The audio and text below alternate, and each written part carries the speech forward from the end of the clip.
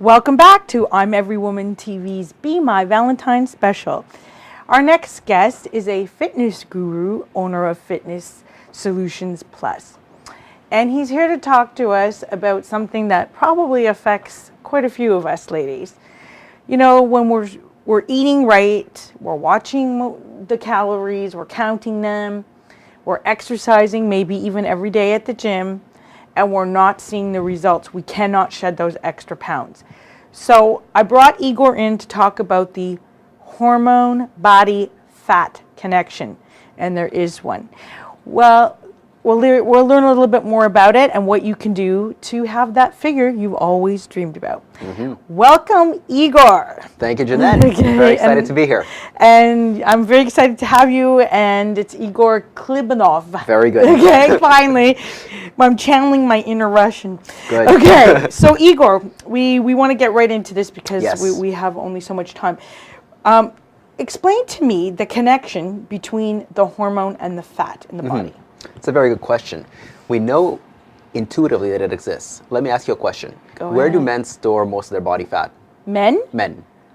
I'm going to have to go with their middle. Yeah, the belly, right? Yeah. Where do most premenopausal women store their body fat? In the middle? Nope. Butts and thighs, right? Oh, butts and Sometimes thighs. the back of the arms, right? Right. Now, during menopause, what happens to your fat? Well, you wouldn't know this because you're too young, but think about your mom. Where do postmenopausal women store their body fat? In the middle. In the middle. Isn't that interesting? Yeah. Now, what's the key hormonal difference between men and women? Well, estrogen. Estrogen and testosterone, exactly. So why is it that women, without changing their nutrition, without changing their exercise, during menopause, their fat shifts from the lower body to the middle? Why is it? God, I don't know. That seems like a cruelty, one of God's cruelties. So tell me why it is. It's because of the shift in hormones. So hormones determine body fat. So this is what we know intuitively, but it goes a lot deeper than that. You can measure actually 10 different areas around the body and correlate those to a person's hormonal profile. Here they are. You can measure the back of the arms, the triceps, for a person's level of testosterone, both men and women. You can measure the upper back for somebody's genetic tolerance for carbohydrates. In other words, how many carbohydrates can they tolerate before they start to put on body fat? And it's a continuum. At the one end of the continuum, you have a person who can eat whatever he or she likes and not put on an ounce of fat. At the other end of the continuum, you have the person who can look at food and put on body fat. Oh yeah, But I'm one of where along those. that continuum does somebody fall, right? Yeah. So that's the upper back. Now the chest, for women, it's the balance of estrogens. So it's not the breast tissue, it's the muscle. It's the muscle or the pectoral. That correlates to the balance of estrogens. Estrogen is actually a group of 3 different hormones called estrone, estriol, and estradiol. It's the balance between those estrogens that determines your risk for breast cancer in women, prostate cancer in men, and other sex hormone-related cancers. Moving on down, over the ribs, it's called the mid-axillary in anatomical terms, and that correlates to your level of thyroid. Okay? Moving on down, your love handles, they correlate to your insulin. So if you're eating a chronically high carbohydrate diet, you're going to store a predominantly high amount of body fat, specifically in the love handles. Belly correlates to cortisol, the stress hormone. So Now, in women, cortisol can be really high, and a lot of that Yes. is, if I'm given to understand, it's stress-induced. Is that correct? Not necessarily. Not necessarily. Cortisol has a natural daily rhythm. You start in the morning, your cortisol is naturally high. A healthy person will have high cortisol in the morning. It drops throughout the day, and at night it goes down. At about 6 to 8 o'clock in the morning, it peaks again. That's what allows you to wake up. Cortisol is not an evil hormone. It only does its damage when it's either too high or too low. Whenever we're under stress, cortisol is supposed to rise, and it's supposed to fall naturally. Exercise is a form of stress. When you're exercising, it should rise and fall naturally. The problem happens when it rises and stays high. That's where the problem happens, when you lose that cortisol rhythm. So cortisol is not necessarily an evil hormone, it's just in the wrong quantities, it can affect many other hormones. So the belly, the fat on the belly, correlates to cortisol. Now, when I say stress, I don't just mean mental emotional stress. It's not just finances, deadlines, relationships. It's stress is that for sure, but it's also poor nutrition, it's also too much exercise, not enough exercise, pollution, radiation, etc. Moving on down, the quadriceps and hamstrings, the front and back of the thighs, correlate to estrogen. The front of the thighs correlate to something called endogenous estrogen, meaning your body's natural production of estrogen. Back of the thighs, exogenous estrogen, or estrogens you get from the environment, like birth control, like hormone replacement, like plastic bottles, etc., etc. Knees and calves correlate to growth hormone. And here's an interesting tip. The knees will get 2 or 3 millimeters fatter 2 or 3 days after drinking alcohol. Wow. Very, very interesting. So for any of the viewers who have teenagers at home, measure your teenager's knees. Okay. Yeah. You're home late. I'm measuring your knee. That's right. Okay. So I just want to kind of move on because this is all in line with my questions. Yes. So, for example, you mentioned that there's different types of hormones in the body. Insulin's one, cortisol's another, thyroid is the third. Yeah. When there's many more. And there's more. Yes. And I guess when they're out of whack, we tend to see more body fat on us and or have a tendency to have more difficulty losing weight. So I guess I would like to know what you can do as a fitness guru to specifically target those areas and issues and help women who are having trouble losing weight lose that weight, that they want the body back. You know, I mean, I think what happens is when we're younger in our 20s, like we have, you know, less hormones at play, so we have a more svelte figure. And then we get pregnant and we start, you know, that changes our hormones. Breastfeeding changes the hormones. Then, you know, after 35, your hormones change. And then again, when you hit the menopause years, they change again. So I think this is a very relevant point that, you know, covering the spectrum of my viewers who are watching today want to know. How can they get that fat off them? Very good question. Here is one very, very important lesson. Your body fat is much more determined by hormones than it is by calories. All right? So hormonal balance will lead to low body fat naturally. Why? Because body fat in and of itself is an endocrine organ. Body fat releases hormones. It's not just inert, it's not just there, it's ugly, etc. It actually releases hormones, primarily estrogen. So if you have too much body fat, first and foremost, you're going to have some estrogen imbalance. But the first step to balancing your hormones, and before I do this, I should preface this by saying I am a fitness professional, I am an entrepreneur, I am not an endocrinologist or a gynecologist or a doctor. But the first step would be to get them balanced. Yes. So see the doctor first. Okay. See the doctor first. See Igor. Yes. But the first step is to balance your hormones. How do we do that? There is certain hierarchy of hormones. Ones that you have most control over to ones that you have the least control over. The single most controllable hormone in the body is insulin. Yes. The only thing that controls insulin is what you put in your mouth. Right. So let's get into that because, you know, I'm a diabetic, so insulin is a part of my life. I personally can relate to everything you're saying. Maybe like some of my viewers, I tend not to have much fat on my body and build like a ton of muscle like a man, except for the middle, where, you know, it's like impossible to get a flat stomach. So controlling what we eat, let's talk a little bit about that. Low carbs, high carbs, any kind of carbs. Should we be eating them? If so, in what proportion, in what quantity, or should we not be eating them at all? There's a lot of diets today, like Dr. Poon and Dr. Green, who stress no carbs of any kind, including fruit, and strictly the protein-vegetable balance. What do you feel about that? I think that's a very, very good question, and the unfortunate answer is that it depends. It depends. So eliminating carbs from the diet may not be the answer, or is it that we need to eliminate high carbs and replace them with low carbs? Like, what are they? What should we be eating? So remember how earlier I mentioned that there's a continuum of carbohydrate sensitivity. In other words, how many carbohydrates can you eat before you start to put on body fat? Remember that continuum? Yes, in the back of my neck. Exactly. Yeah. So at the one end, at the one end, you have the person who can eat whatever he or she likes and not put on body fat. At the other hand, we have a diabetic who can look at, you know, a bowl of pasta and put on body fat. But where along that continuum do you fall?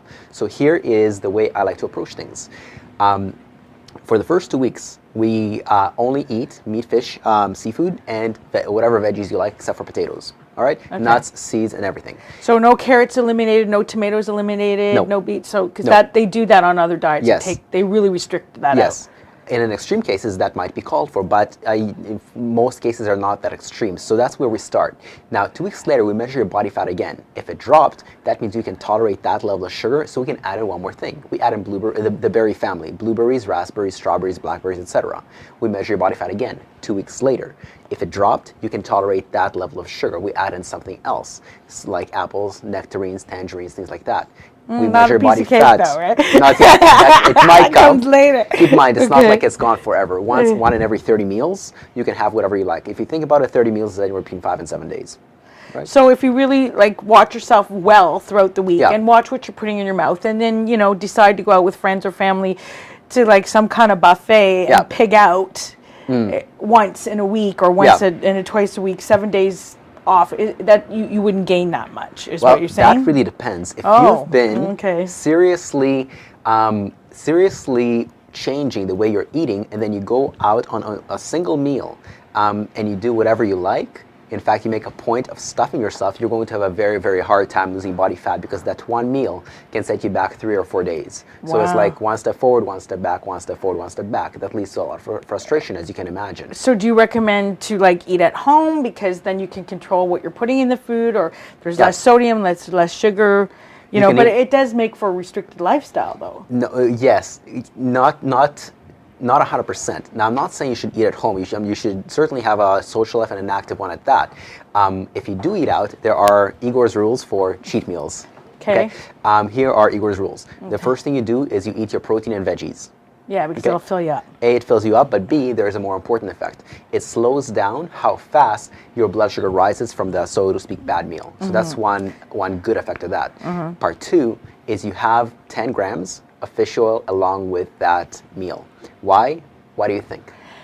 I think because it will reduce your insulin spiking. If you fill up on protein, you can eat tons and tons of protein and go miles without getting full, but you can enjoy your food and your vegetables.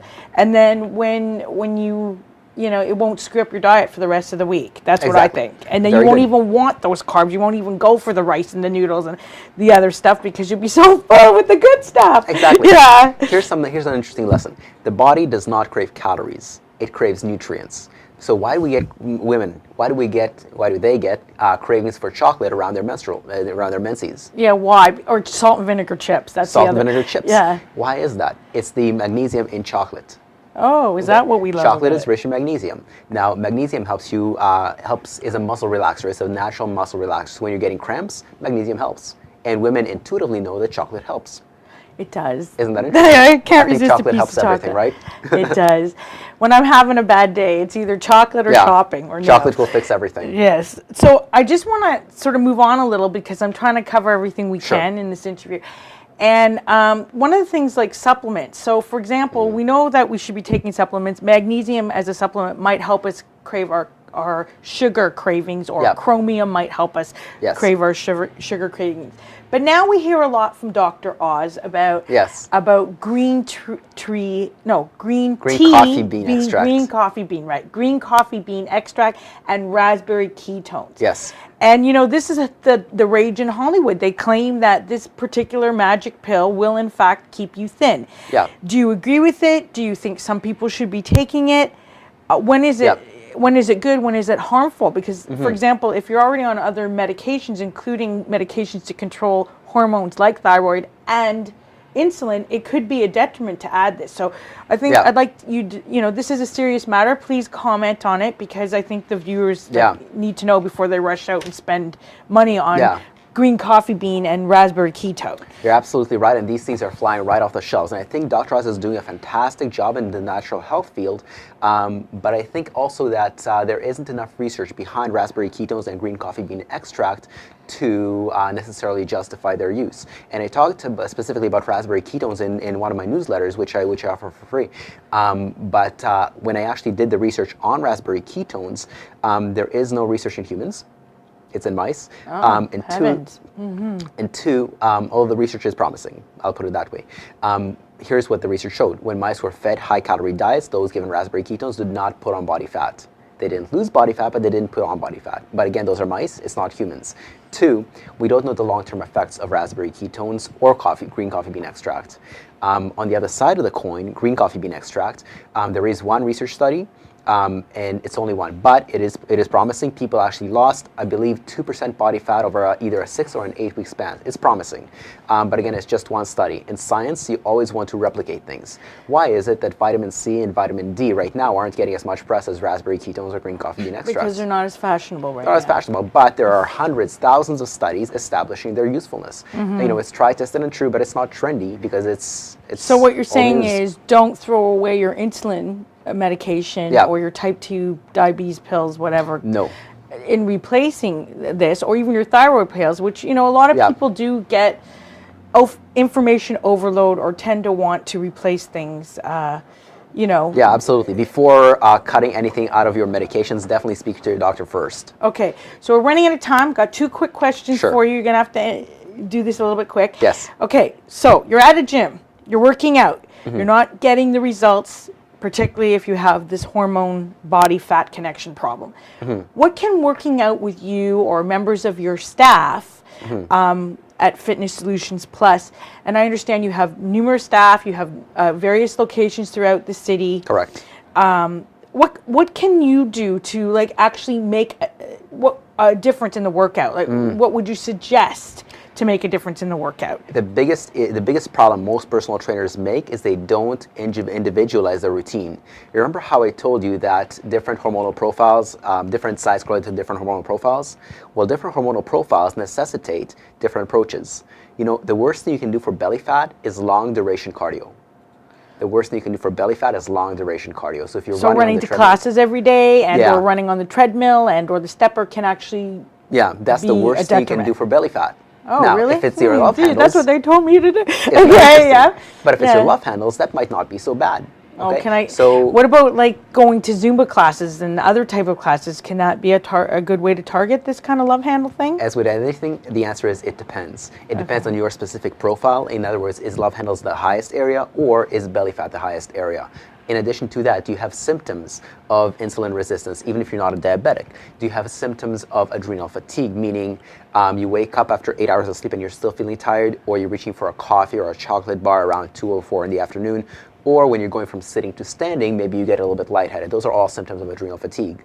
If that's the case, Zumba is going to be bad for you. Long distance cardio or long duration cardio is going to be bad for you, but things like Tai Chi, yoga, gentle activities are going to be good for you. On the other hand, and weightlifting, absolutely. Because then you build the muscle, which will help burn the fat. Exactly. Now, I should differentiate. In weightlifting, there are many different styles of weightlifting. There is a style of weightlifting where you lift heavier weights for fewer repetitions, 5 or less, but you rest a long time between sets. That is going to be good for that profile. On the other hand, there is circuit training where you're using moderate weights, moderate sets, short rest between intervals. That's going to be bad for you if you have belly fat, but good for you if you have love handle fat. Wow. Okay, so we have to wrap up, but I wanted to mention 2 things. Okay, first of all, you said you have a blog with this fabulous information, more of what you're sharing with us today. Can you tell me how to get on that blog? Yep. It's actually a free newsletter that I have. It comes out every Monday. No sales pitches, just legitimately good information like this. To find it, just go to torontofitnessonline.com/blog. And if you look at the top right-hand corner, there is a sign-up form. If you let me know that you would like to receive the newsletter, I'll send it off to you. Okay, and your website is torontofitnessonline.com. And now let us not forget your giveaway, which is an excellent one. So ladies, if you'd like to work out with obviously an educated man who knows a little bit about the hormone fat connection and get a different perspective on your workouts, you can qualify to win a workout with Igor at his gym. Igor's gym is in the Markham area, located at Markham Road. Woodbine and Denison. Oh, sorry, Woodbine and Denison. Woodbine and Denison. The value is $90. Now, to claim it, you need to send Igor an email. So that is Igor at torontofitnessonline.com. Again, Igor at torontofitnessonline.com, and you could qualify to win it. A training session for $90 plus HST to get you started on your way. So I guess we're out of time. I wanted to ask you one thing in parting, and Please. that is, why did you choose to get involved in this type of field, fitness? Did you have question. a fat issue as a No child? fat issue. No? It's just that it's a funny story. I learned how to walk on a ping pong table. Oh, wow. That's interesting. Then when I was 6 years old, my dad installed a chin-up bar in my house, and he told me you do one set of chin-ups every day for the rest of your life. And until about age 10, I listened to him, at which point I moved to Canada and we lost our chin-up bar. So by age 10, I was doing 19 chin-ups, which for the military, I believe you only need like 18. But I was doing that at age 10. Wow, you were well trained. I was well trained, exactly. Okay. Russian parents, you know? Exactly. So you really know fitness. And again, it's TorontoFitnessOnline.com. Right. Thank you. Okay. Thank you, ladies, for being with us today. I want to tell you that this is a show for you to get personal and professional fulfillment and the muster to tackle anything in your life. We cover all the issues here. So please join us next time on I'm Every Woman TV. And until then, continue to be fabulous and have yourself a great Valentine's Day.